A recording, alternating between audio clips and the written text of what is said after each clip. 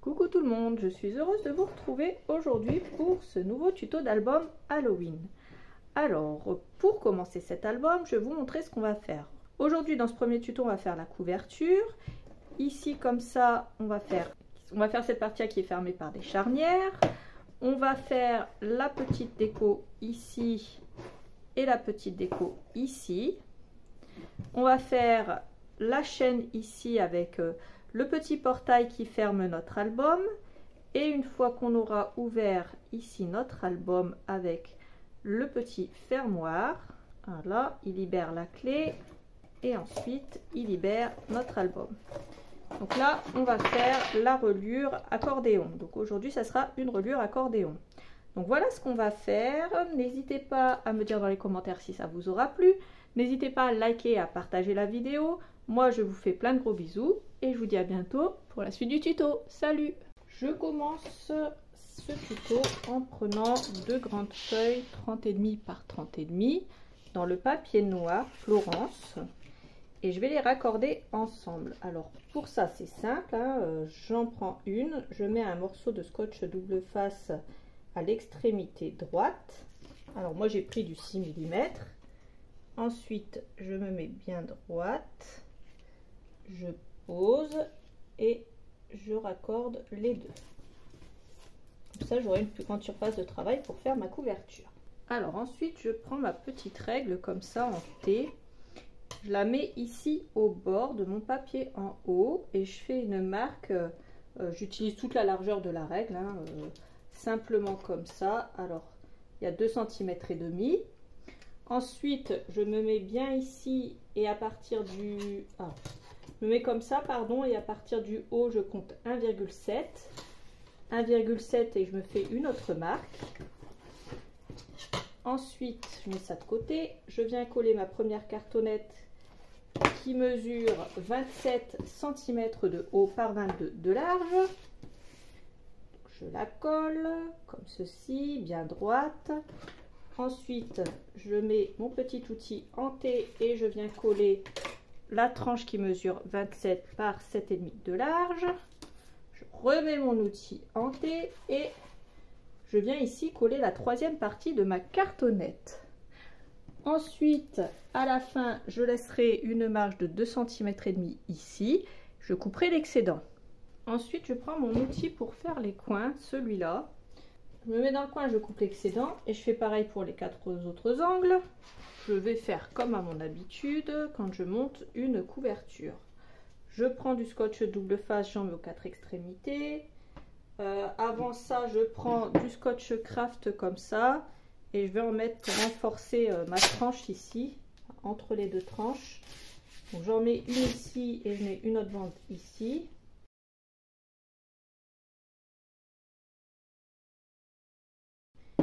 Et ensuite, je vais tout simplement retirer la protection de mon scotch et monter mes bandes. Alors moi, je fais d'abord les deux grandes et après les deux petites. Alors, je vais passer ça en accéléré, pas trop vite, mais je vais le passer en accéléré parce que... vous m'avez déjà vu faire ça à chaque couverture de vidéo, il n'y a rien d'exceptionnel. Je rabats les deux côtés plus grands, ensuite je rabats les deux côtés plus petits et voilà. Donc je vous montre ça, ne vous inquiétez pas.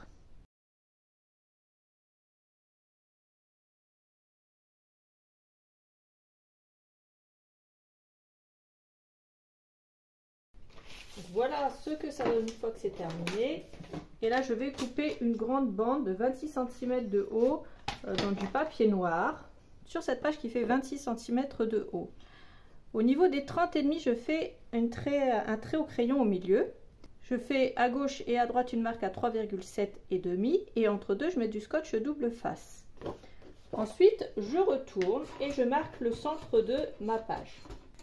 Ensuite, je marque le centre de ma tranche, je viens raccorder les deux et je colle à 0,5 du haut et 0,5 du bas. Comme ceci, je viens bien appuyer avec un plioir et je viens marquer mes plis ici à gauche et à droite. Ensuite, je rabats un petit peu et vous remarquerez que j'ai mis une bande de scotch double face ici également et également ici de l'autre côté. Donc là, ça va être le moment de retirer la protection et de venir coller. Alors, on colle toujours bien à plat pour pas que ça craque quand on ouvre. Donc, je mets de la colle ensuite sur cette partie-là. Et je fais adhérer bien à plat. Et je fais la même chose de l'autre côté.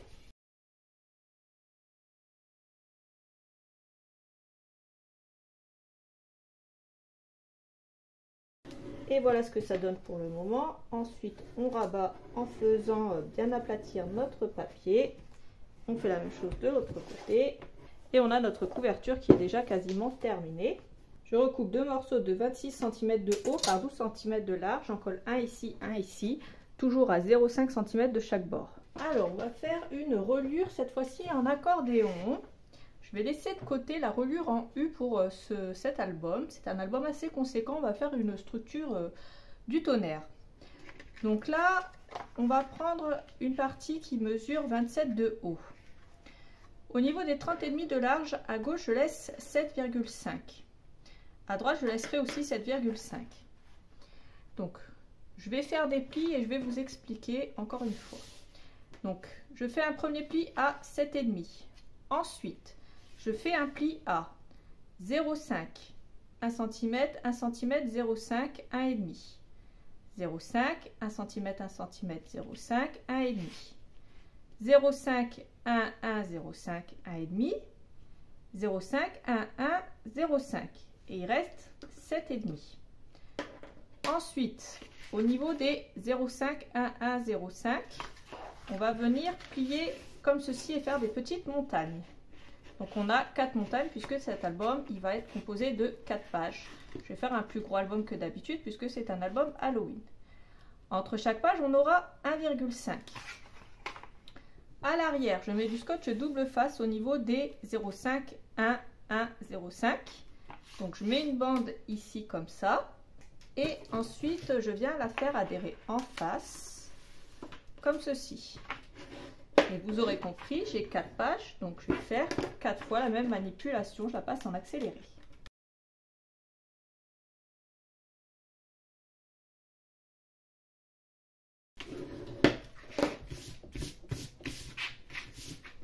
Donc voilà ce que j'obtiens, 4 petites montagnes.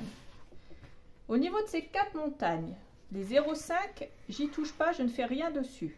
Par contre, sur les 1 cm qui sont là, je vais venir mettre du scotch double face.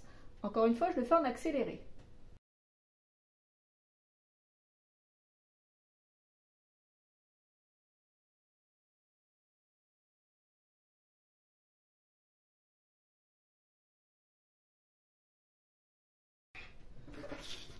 Ensuite, je repasse un coup avec mon plioir pour pouvoir faire adhérer correctement mon scotch double face.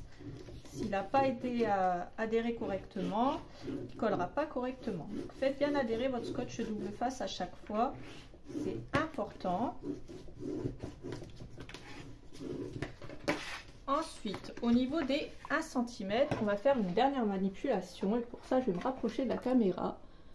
Vous voyez ici, je prends la partie des 1 cm et je viens biseauter. Celle des 0,5, j'y touche pas.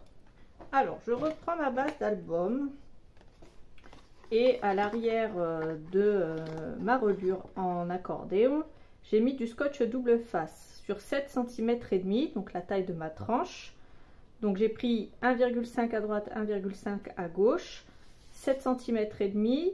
Ensuite, au milieu ici, je me suis fait une marque pour centrer sur la hauteur. La reliure fait toute la taille de mon album, ne vous inquiétez pas, c'est normal. Donc je centre, puis je colle. Et quand je colle, je fais bien adhérer avec un petit outil. Donc ça c'est un plioir. Donc, je fais bien adhérer avec mon plioir le tout. Ensuite, je prends ici mes tranches. Donc, qui sont à 1,5 cm et je viens marquer ici le pli à gauche et à droite.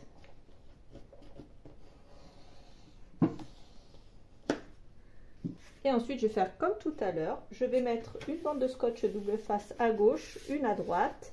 Et je vais coller. Et ça, je le fais en accéléré aussi.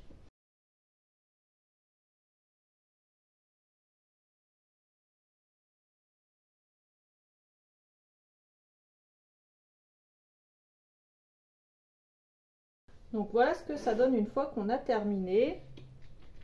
On va s'occuper de l'extérieur. Alors, j'ai imprimé un gabarit pierre tombale. Je vous ai mis le lien dans la barre d'infos. Je l'ai imprimé sur du papier A4, tout simplement. Il n'y a aucun changement. Et normalement, il fait au niveau de la hauteur 25 cm et demi de haut. Et ici, au niveau de la largeur, il fait à peu près 16,5, 16,6. Donc voilà, si vous voulez savoir si vous avez à peu près la même dimension que moi. Donc je vous mets le lien, j'ai trouvé ça sur Pinterest, hein, tout simplement. Donc je vais découper deux formes dans du papier noir, pour commencer. Dans le papier Crafters Compagnon, dans la collection Halloween, j'ai reproduit la forme avec cette page. Et j'ai reproduit la forme avec cette page. Je les ai ancrées avec l'encre Coffee de chez Stamperia. Donc avec cette encre-là. Donc voilà pour le travail de base. Et puis là, je vais prendre de la peinture noire. Donc moi, j'ai pris la super base de chez Stamperia. Je la trouve très bien. Et je vais venir déjà peindre ici les extérieurs. Donc hop, on peint, on peint, on peint.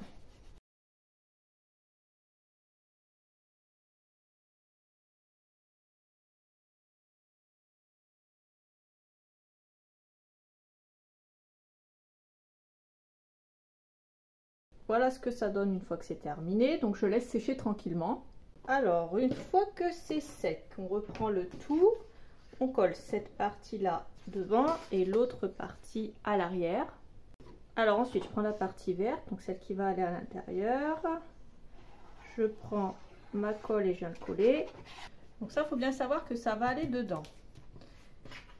Donc une fois que j'ai fait ça, je vais venir poser deux charnières. Donc je les pose comme ça et comme ça. Je vais marquer l'emplacement avec un crayon.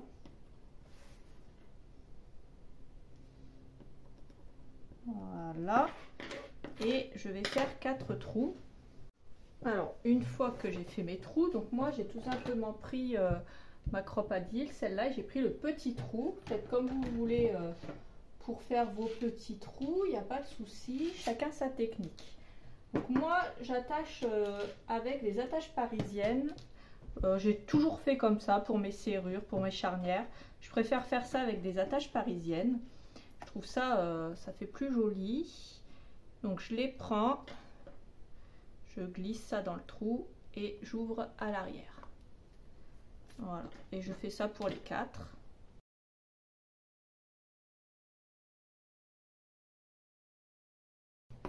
Alors faites attention de bien les ouvrir à l'arrière, comme ceci. On les écarte correctement.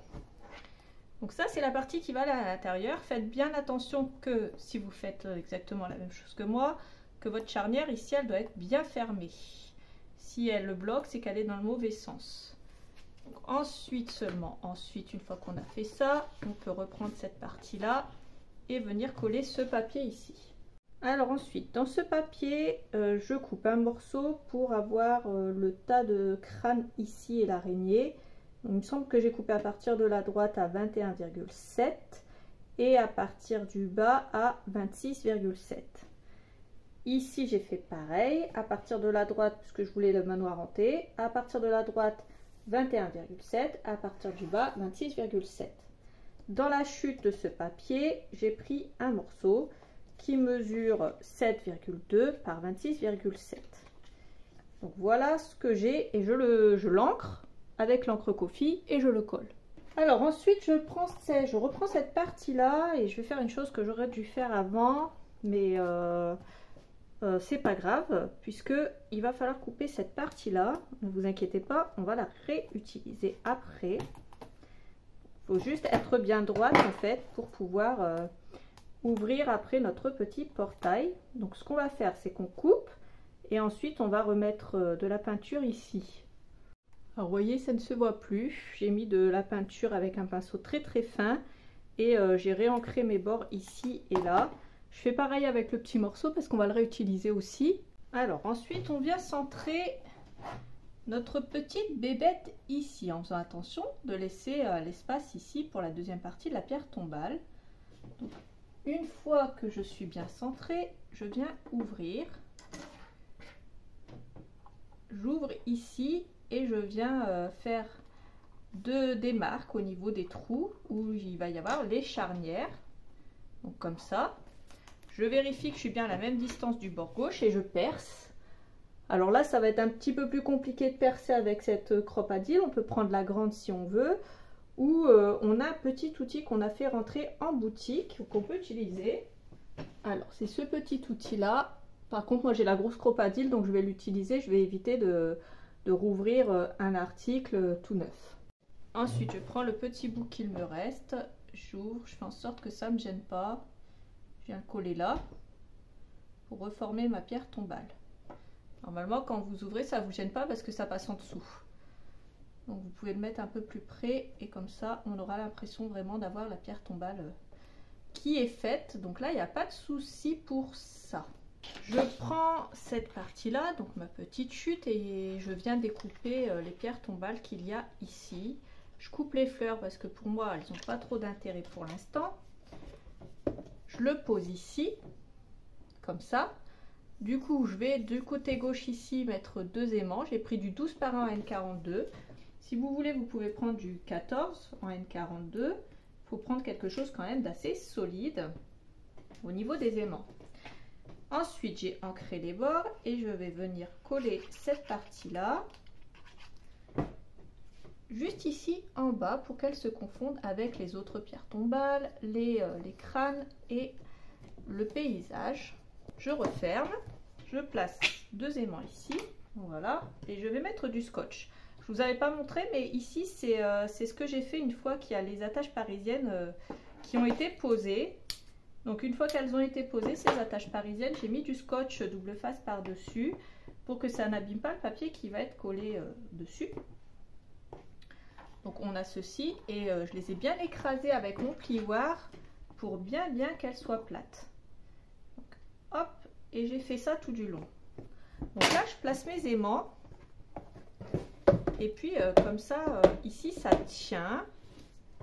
Alors, quand je me mets debout, en fait, il faut que ça tienne. Donc là, je suis debout, ça tient. Et quand je me mets comme ça tient aussi si je me secoue un peu. Voilà. Il faut que ça ferme et que ça tienne. Le but, c'est pas que ça se lâche d'un coup. Donc après, si vous voulez mettre d'autres aimants un peu plus haut, vous pouvez mettre d'autres aimants. Donc voilà ce que ça donne pour le moment. Donc ici, ça nous fait le petit paysage. Hein, genre, on ouvre la crypte et on a le décor, on a l'enfer qui est ouvert. Voilà. Je suis en train de regarder Supernatural en ce moment, donc ça me donne des petites idées.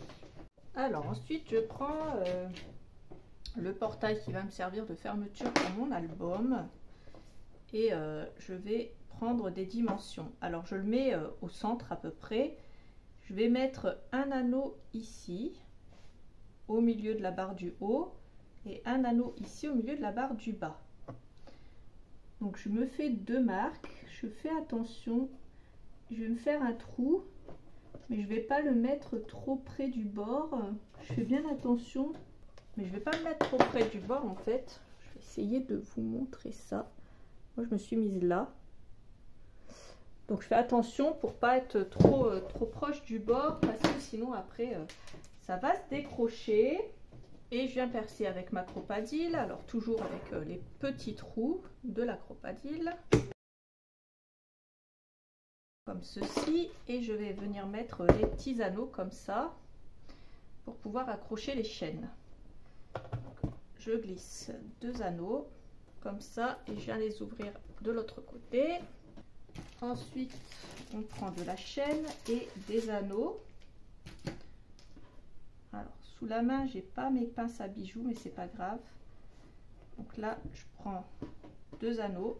Ensuite, je vais prendre un petit bout de chaîne. Vraiment, je prends vraiment un petit bout. Je prends pas un énorme morceau parce que sinon ça va être trop gros. Le but c'est juste de l'attacher ici. Alors on prend un certain morceau et si on voit que c'est trop long, on viendra recouper. Donc là, hop, je glisse ma chaîne et je vais refermer l'anneau. Je fais pareil pour le deuxième morceau et je glisse dans mon anneau et je ferme.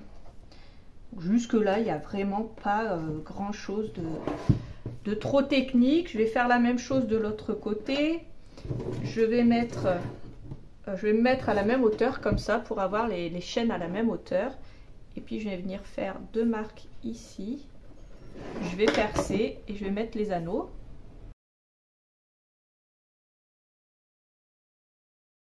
Et je fais pareil, je mets de la chaîne, alors je le passe en accéléré.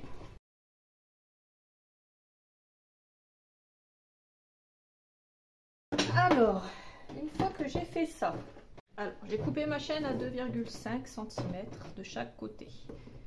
Et ici, je l'ai attachée avec 2 anneaux. Donc là, je vais vous le faire en vidéo. Donc j'attache avec un anneau ici et je le passe dans la partie haute de mon portail. Je fais la même chose en bas. Donc j'ouvre, je passe la chaîne et je le mets dans la partie basse de mon portail. Donc là, comme ça, on va pouvoir fermer ici comme ça. Alors je prends la petite chaîne qui est fournie. Je viens ouvrir le petit anneau. Il est un peu dur à ouvrir, faites attention. Je le place ici dans le portail. Bon, je me confesse, j'ai fait ma flemmarde, j'ai pas voulu aller chercher mes outils, mais finalement je suis obligée.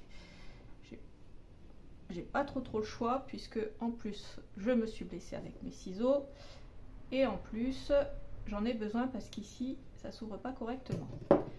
Donc je l'ouvre avec mes outils, je passe la chaîne ici. Ce que je fais, c'est que je l'écarte au maximum et je vais le mettre ici. Alors dans cette partie là plate, je vais le mettre là. Voilà, ça se tiendra beaucoup mieux. De l'autre côté, je vais mettre un anneau. Je mets beaucoup d'anneaux, hein, ne vous inquiétez pas. Je me mets au niveau de la partie du haut parce que je veux pas qu'il retombe. Ici, ça me va très bien. Ça fera plus en même temps portail. On va faire un tour et on va le refermer comme ça. Alors, le but, c'est de le passer par l'avant ici, ici, et de fermer avec l'anneau qu'il y a en face. Comme ça, en plus, ça fait vraiment portail comme si c'était fermé. Ça fait beaucoup plus joli. Voilà. Ensuite, on va attacher nos petits objets, donc notre clé et notre petit cadenas. Donc là, ce que je vais faire, c'est que je vais prendre de nouveau un anneau. Je vais le placer sur la clé. Et je vais l'attacher ici.